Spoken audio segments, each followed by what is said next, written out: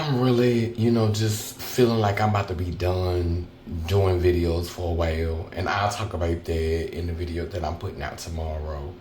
But this is just a video because I got triggered because I saw some white guy with this Thailand lady boy. That's gonna be socially acceptable because of the proximity to whiteness. Um, just the caucasity of it all. But anyway, he was like, I like lady boys, showing a picture of her, insert picture of racially ambiguous, look like the Indians, Pocahontas and stuff, inserts picture, enters the chat, really, really small frame. Something that the Europeans can appreciate, an aesthetic that Europeans can appreciate, obviously. And so he's like, she got breasts, she got hormone breasts, small waist, long hair coming down to her butt, the facial features, because them surgeons over there in Thailand ain't playing. Because the girls be over there being sex workers making their coins. Not that I'm putting down sex workers, girl. Get it how you get it. But if your back is against the wall, baby, you do what you gotta do. And sometimes you just do what you gotta do because you like doing it. But anyway, this is my problem with men who date trans women. This is the thing that aggravates me with y'all the most. And this is why I don't identify as a trans woman and I don't like being called the dolls. Because you have to subscribe to this hyper feminine aesthetic. Like you play into this make believe standard of womanhood. I got a little facial hair on my chin right now. You know why? The simplest answer is I don't give a fuck. I'm almost 50 years old. I love myself, and I would rather have a little hair on my chin than some bumps on it. That's the simplest answer. I love myself today. I love myself more than feeling like I got to peacock for these Negroes. Funny story. I remember years ago, I was just like really, really trying to be super feminine. Like I really, really, that was the time when I really, really cared. And so, I don't get mad when people see me as a trans woman because, I've had bottom surgery. I'm post-op, so I get it. But I identify as non-binary. I'm okay with she pronouns and they pronouns. I don't like he pronouns because they erase the work that I've done to honor my mother, to celebrate my foremothers. That's why I prefer she or they pronouns. Okay. But anyway, I'm working really, really hard to fit into this idea of what we're taught as womanhood. And so I was insecure at the time because I was still pre-op. And, I had a little facial hair in my face, and my boyfriend, he was just constantly, you need to get laser done. You need for your chin to be smoother. You need to take more hormones. You're not soft enough. And I'm around here just really, really, really trying to please this dude.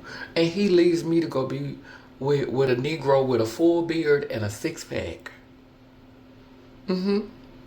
A full beard and a six-pack after you told me that I wasn't feminine enough, but you legit wanted something that was more masculine.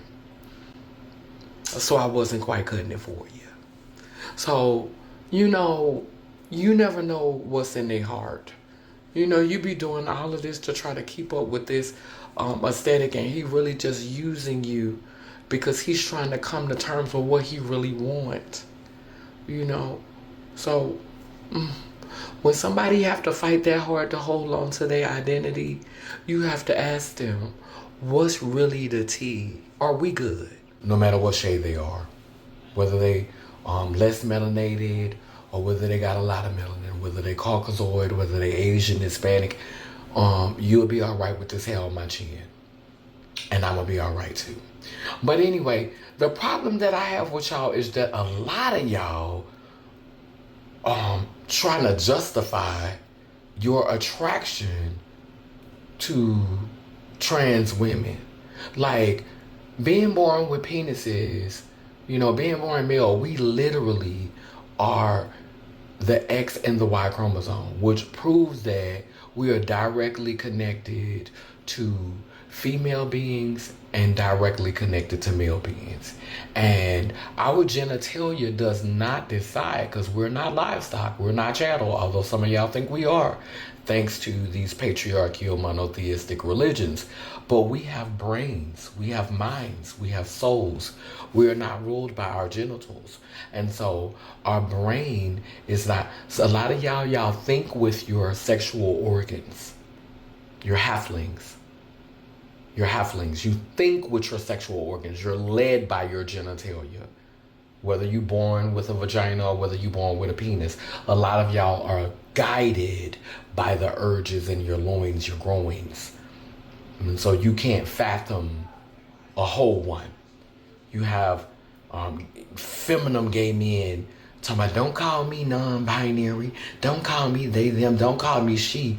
You are self-hating because you are your mother and your father, your grandmother and your grandfather, your great-great-grandmothers and your great-great-grandfathers. And to be like, I'm not them, I'm just he, I'm he.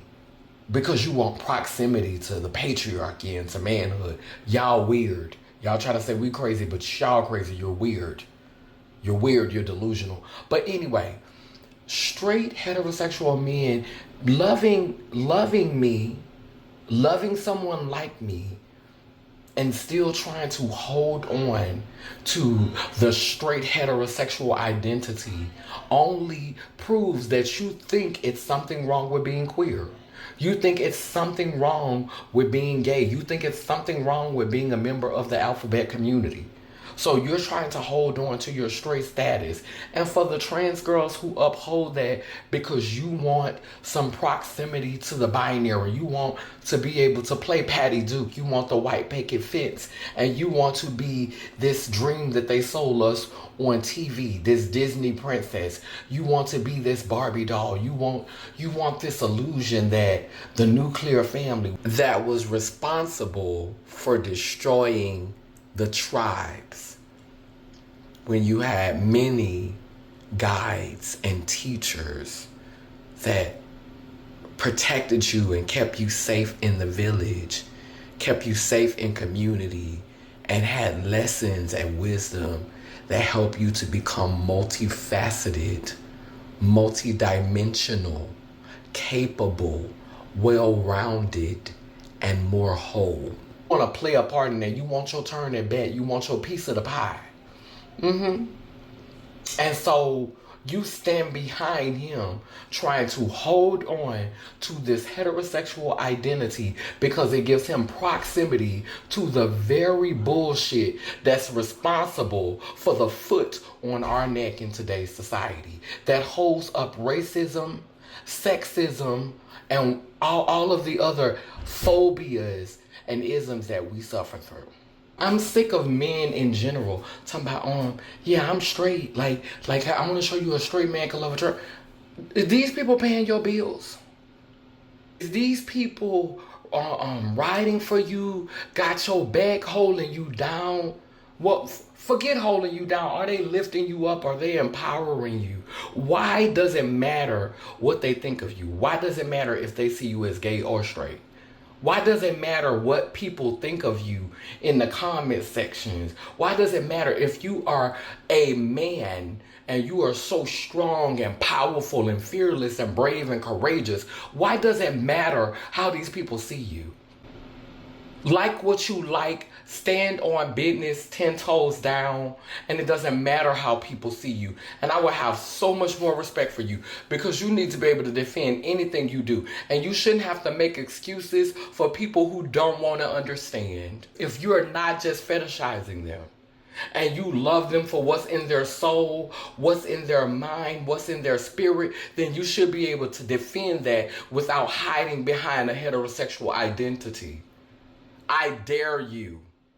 I challenge you, so-called kings and gods and brothers and siblings. That's it. That's all. Purple ones, rise.